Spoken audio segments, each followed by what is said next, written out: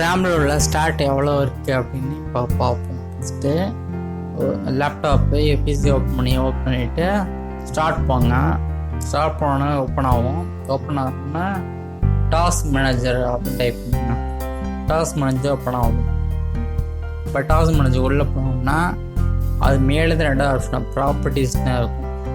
அந்த ப்ராப்பர்ட்டிஸ்குள்ளே போனி பார்த்தீங்கன்னா சிபியோ ஒன்று இருக்கும், மெமரின்னு ஒன்று இருக்கும். சிபியில் பார்த்தீங்கன்னா அதோட பர்ஃபார்மன்ஸ் ரேட்டிங்லாம் வரும்.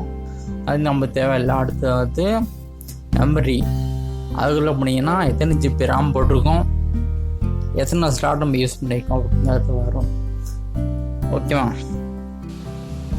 ஃபார்மேட் ஃபேக்ட்ரி பார்க்குறோம். ஃபஸ்ட்டு அதை இப்படி இன்ஸ்டால் பண்ண பார்க்குறோம்.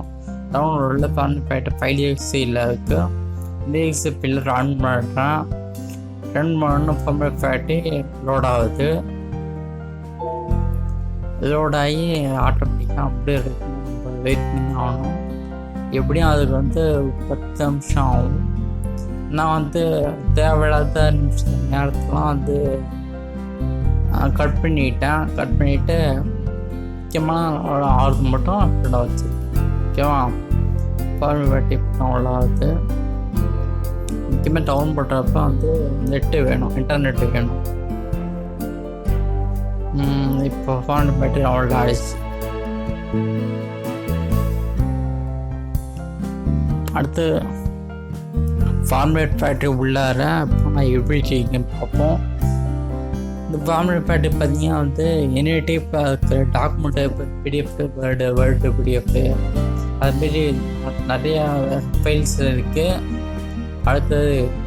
அடுத்து பார்த்திங்கன்னா பிடிஎஃப்லாம் இருக்குது. அடுத்து வீடியோ, பிக்சர் பார்த்திங்கன்னா ஜெபெக், பிஎன்ஜி, ஜெபெக், சின்ன ஃபார்மேட்லாம் இருக்குது.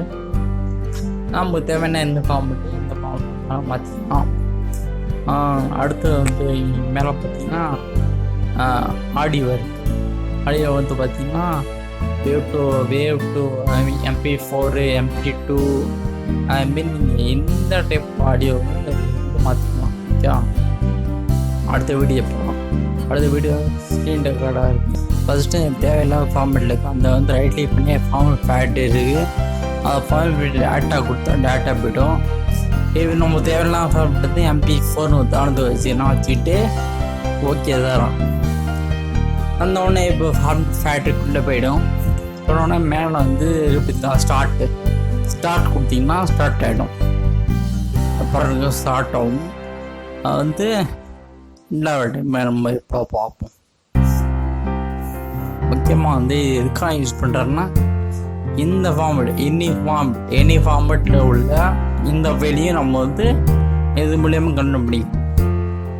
அதுதான் முக்கியமாக யூஸ் பண்ணுறோம்.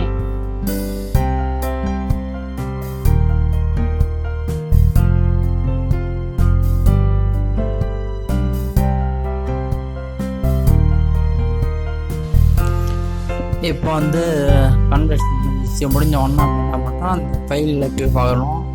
இந்த ஃபோல்டருங்க அதை காமிச்சோன்னு பார்த்தீங்கன்னா தெரியுது.